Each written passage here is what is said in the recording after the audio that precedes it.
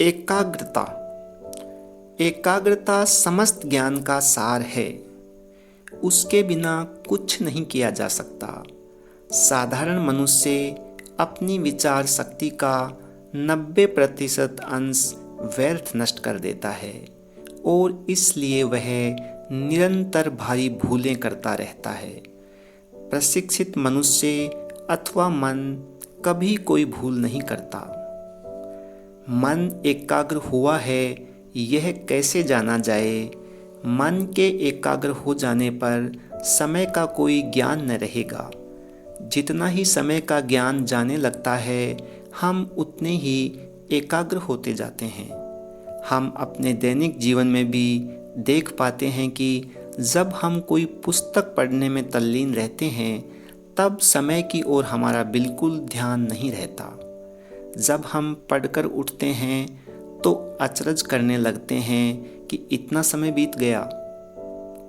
जब मन अत्यंत शांत और एकाग्र रहता है केवल तभी हम लोगों की समस्त शक्ति सत्कार्य में व्यय होती है।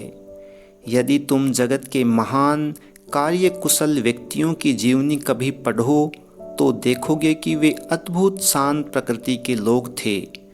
कोई भी वस्तु उनके चित्त की स्थिरता भंग नहीं कर पाती थी।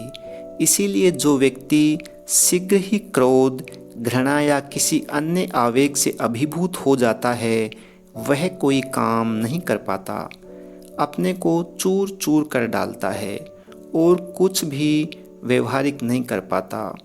केवल शांत, क्षमाशील, स्थिर चित्त व्यक्ति ही सबसे अधिक काम कर पाता है। मुक्त। हम एक क्षण तो स्वयं अपने मन पर शासन नहीं कर सकते, यही नहीं किसी विषय पर उसे स्थिर नहीं कर सकते और अन्य सब से हटाकर किसी एक बिंदु पर उसे केंद्रित नहीं कर सकते। फिर भी हम अपने को मुक्त कहते हैं। जरा इस पर गौर तो करो। एकाग्रता का अर्थ ही है शक्ति संचय की क्षमता को बढ़ाकर समय को घटा लेना। राजयोग इसी एकाग्रता की शक्ति को प्राप्त करने का विज्ञान है।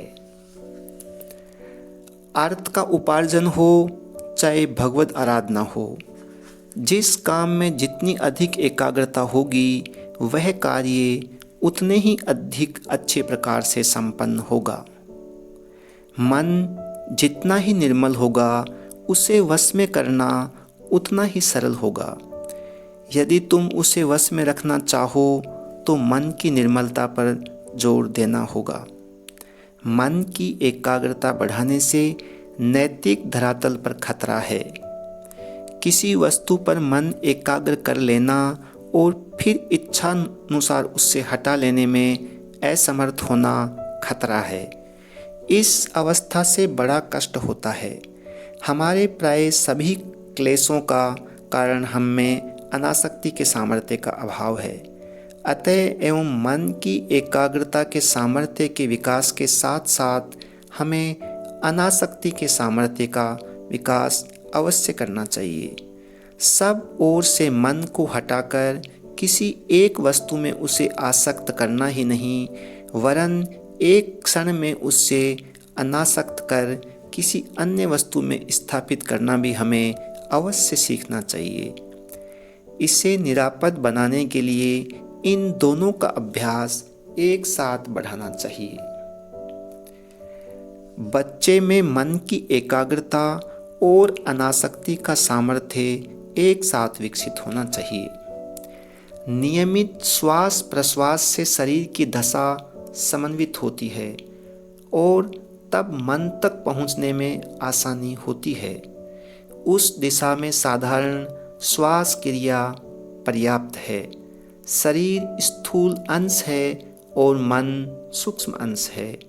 दोनों की एक दूसरे पर क्रिया प्रतिक्रिया होती रहती है। नियमित व्यवस्थित श्वास प्रश्वास द्वारा पहले स्थूल शरीर को और तब सूक्ष्म शरीर को शासित करने से मन वश में होता है।